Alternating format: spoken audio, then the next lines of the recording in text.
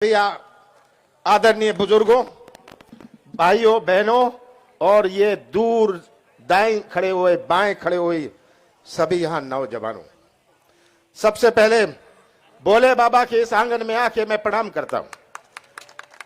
बड़ी खुशी हुई यहां आकर और मैं श्रद्धांजलि भी अर्पित करना चाहता हूं। बहुत सारे जिन को कोरोना के कारण पिछले दिन उनका निधन हो गया, एक एक नाम मैं नहीं ले रहा, पर सबको श्रद्धांजलि अर्पित करना चाहता हूं। प्रजातंत्र में चुनाव आते हैं, हमारा लोकसभा का चुनाव आता है, विधानसभा का चुनाव आता है, जिला परिषद का, नगर पालिका का, हमारे पंचायत के चुनाव भी आते हैं। हर चुनाव का अपना मायने होता है, सही बात है ना। लोकसभा चुनाव से हम अब किसी को चुन के, अपने प्रतिनिधि को चुन के दिल्ली भेजते हैं। विधानसभा के चुनाव में उन्हें भोपाल भेजते हैं। नगर पालिका में हम मोहल्ले में रखते हैं, नगर का सुधार करो। सरपंच को घर में रखते हैं। तो आज ये प्रजातंत्र के विभिन्न चुनावों में ये कैसा चुनाव है? नौजवानों, आपको ये बुनियादी बात समझनी है। हमारे संविधान में प्रावधान है कि अगर सांसद का निधन हो जाए, उपचुनाव होता है। हमारे संविधान में प्रावधान है कि अगर विधानसभा सदस्य का निधन हो जाए तो उपचुनाव होता है। यहां तो उपचुनाव हो रहा है, किसी का निधन नहीं हुआ। निधन किसका हुआ? हमारे प्रजातंत्र का निधन हुआ।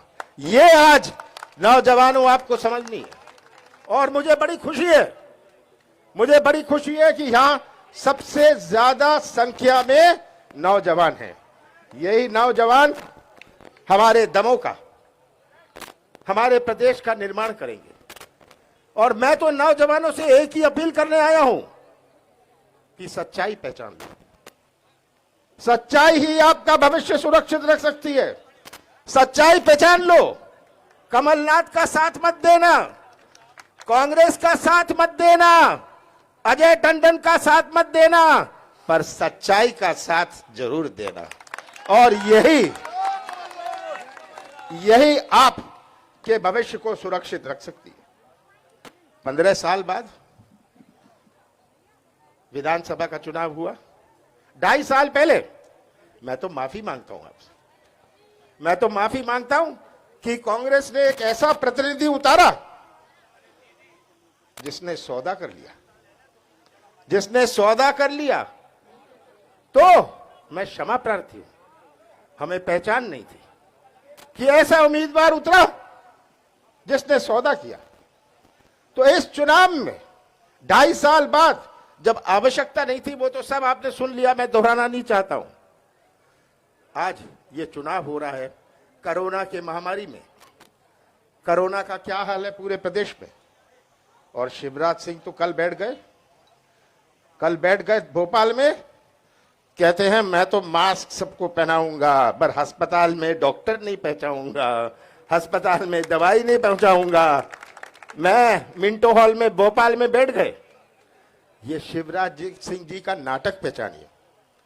नौजवानों, 15 साल में पूछना चाहता हूं, कितने आश्वासन मिले? सांसद ने कितने आश्वासन दिए? इनकी सरकार थी। ये कहते हैं ना, हमारी सरकार केंद्र में है, हमारी सरकार प्रदेश में है। कितने दिन है ये हम देखेंगे, ज्यादा दिन नहीं चलने वाली इनकी सरकार। ये याद रखिएगा, अंत में दमों का भविष्य को सुरक्षित कांग्रेस ही रखेगी। 15 साल बाद हमें कैसा प्रदेश सौंपा? भारतीय जनता पार्टी ने कैसा प्रदेश सौंपा जहां किसानों की आत्महत्या में नंबर 1, महिला पर अत्याचार नंबर 1, भ्रष्टाचार में नंबर 1। मुझे बताइए, कोई काम हो सकता है आज बिना पैसे दिए हुए? ये आज हालात है। बेरोजगारी में नंबर 1। जितने उद्योग मध्य प्रदेश में लगे नहीं, 15 साल में उससे ज्यादा उद्योग बंद हो गए। ये आपको सच्चाई पहचाननी है, क्योंकि इससे ही आपका भविष्य जुड़ा है। ऐसा प्रदेश हमें सौंपा जहां कौन सी चुनौती नहीं थी, हमारे कृषि क्षेत्र की चुनौती। आज ये दमोह का बाजार चलता है, आपके गांव का बाजार चलता है जब किसानों के जेब में कुछ पैसा हो, उसका बच्चा स्कूल जा सकता है, कॉलेज जा सकता है, अच्छे कपड़े पहन सकता है जब किसान के जेब में कुछ पैसा हो। पर जब किसान का की जेब खाली हुई तो क्या भविष्य होगा हमारे प्रदेश का? 70% हमारे देश की अर्थव्यवस्था कृषि क्षेत्र पर आधारित है और किसान का जन्म तो कर्जे में होता है, किसान की मृत्यु कर्जे में होती है। हमने शुरुआत करी थी कि एक नई क्रांति लाए, किसानों के साथ न्याय हो, सही मूल्य मिले। हमने शुरुआत करी थी कि बेरोजगारों के लिए निवेश आए, बेरोजगारों के लिए आर्थिक गतिविधि बढ़े, बेरोजगारों का भविष्य सुरक्षित रहे। यह हमने शुरुआत करी थी। और कृषि क्षेत्र में 27 लाख किसानों का कर्जा माफ किया पहले किश्त में, दूसरा किश्त चालू था। पहली दफे केवल डिफॉल्टर का नहीं, चालू खाते वालों का भी किया। ये आज हमारे किसान भाई, 27 लाख किसान भाई गवाह हैं। शिवराज सिंह जी तो झूठ बोलते रहेंगे किसी का माफ नहीं हुआ, पर सच्चाई जिस किसान का कर्जा माफ हुआ है वो गवाह है। मेरा प्रयास था कि मध्य प्रदेश की एक नई पहचान बने, तभी तो निवेश आएगा। मैंने सीमेंट के बड़े बड़े उद्योगपतियों को बुलाया, दमोह भेजा। आपको याद है दमोह आए थे, जमीन ली थी, मैंने दमोह भेजा। मैंने कहा आप यहां कारखाना लगाइए, हम मदद करेंगे। और कहा जितने ट्रक चलेंगे ये केवल दमोह के लोग ही चलाएंगे।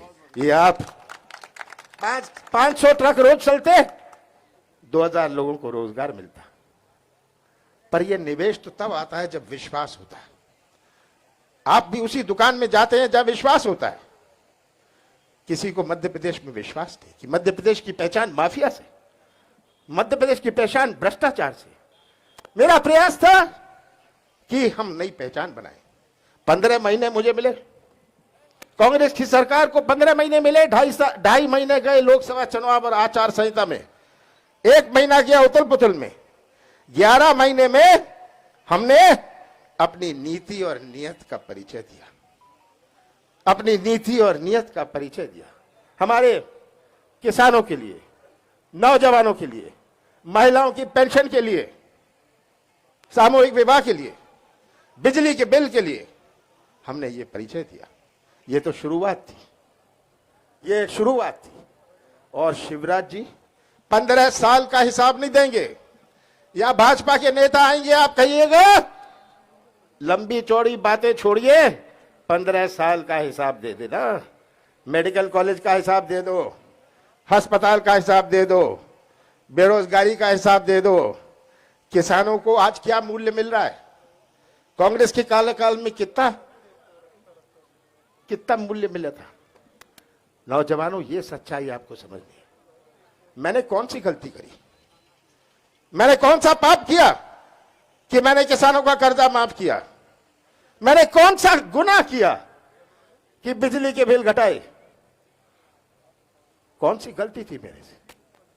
ये आज सब आप सबके सामने है। मैं ज्यादा नहीं कहना चाहता। मैंने शुरू में कहा था कि मेरा निवेदन है कि आप सच्चाई का साथ दीजिए। आज प्रश्न केवल अजय टंडन का नहीं, आज प्रश्न है कि दमोह क्या संदेश, पूरे देश भर में सब देख रहे हैं कि दमोह में उपचुनाव है, क्या संदेश आप भेजेंगे, कैसा संदेश भेजेंगे आप? ये प्रश्न है आप सबके सामने कि आप बेईमानी या सच्चाई। इसलिए मैं ये कहना चाहता था कि सच्चाई ही सबसे बड़ी, आज सबसे बड़ा मुद्दा इस चुनाव का है। और विकास की बात रही, अजय टंडन तो करेंगे, पर आज मैं आपको ये कहने आया हूं कि दमोह की विकास की जिम्मेदारी अजय टंडन और कमलनाथ की होगी।